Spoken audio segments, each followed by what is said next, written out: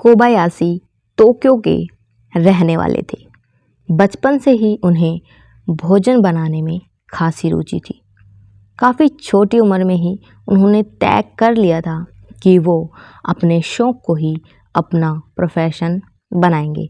16 साल की उम्र में वो कुलिनरी आर्ट पढ़ने पेरिस आ गए। खाना बनाना, उसे सजाना और उसे प्रेजेंट करने के सारे हुनर उन्होंने यहाँ सीखे। वो बेहद ख़ास अंदाज में अपनी बनाई हुई डिशेस को प्रेजेंट करते थे और शुरुआती दिनों में ही उन्होंने इसमें महारत हासिल कर ली थी। वो अपनी प्रेजेंट की हुई डिशेस के स्केच भी तैयार करते थे ताकि उनकी तरह का शौक़ पालने वाले दूसरे लोगों को भी मदद मिल सके। फ्रेंच खाने में उनका एक्सपर्टाइज था। जितना टेस्टी खाना उतना ही खूबसूरती से उसे पेश करने का तरीका। छोटी सी ही उम्र से कोबायाशी काफ़ी फेमस होने लगे थे। न्यूयॉर्क में एक होटल ली प्लेजरी में उन्हें अच्छी खासी पहचान मिली। यूं ही कहें कि जिस रेस्टोरेंट में वो काम कर रहे थे वह उन्हें उनकी वजह से बेहद फेमस हो गया।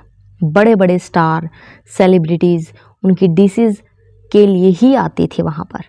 80 के दशक में वो दुनिया के शेफ में शुमार हो चुके थे। कहते हैं कि लोग उनके खाने के इतने दीवाने थे कि जब उन्हें कोई भी ली प्लेजरी होटल को छोड़ा तो रोने लगे। बाद में तो होटल के मालिक ने रेस्टोरेंट ही बंद कर दिया।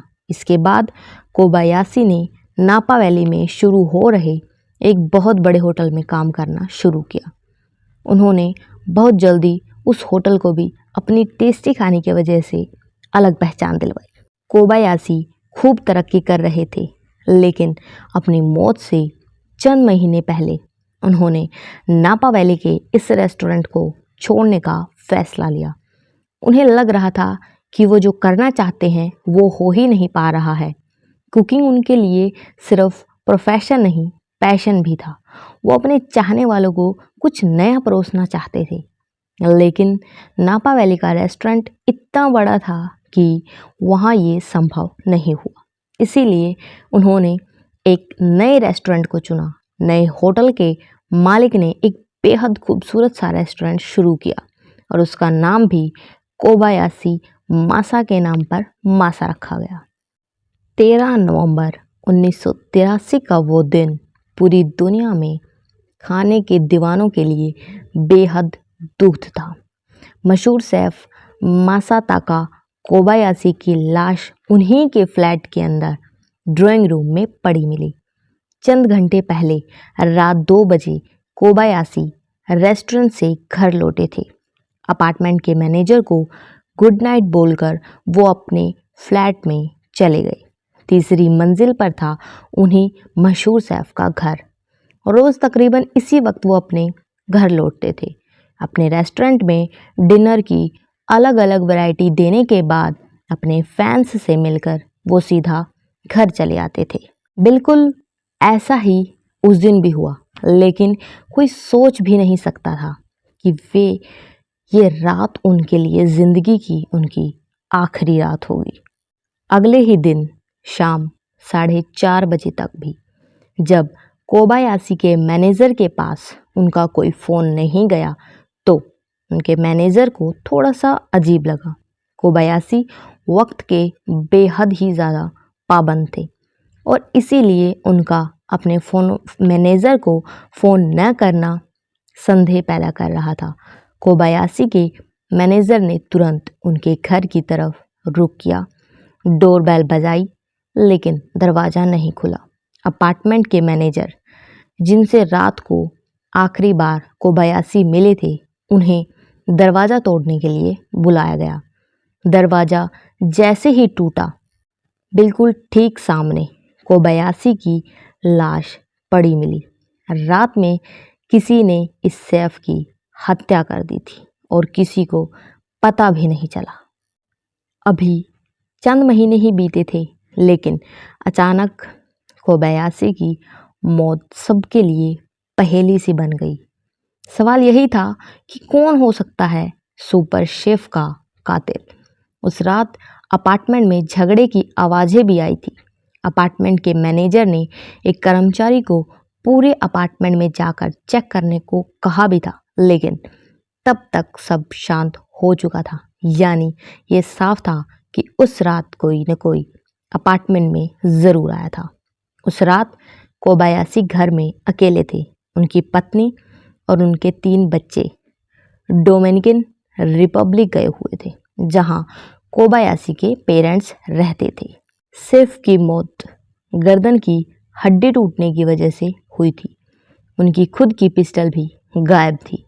कुछ भी साफ नहीं था, ना ही हथियार मिल रहा था, ना ही कोई हत्या का सुराग।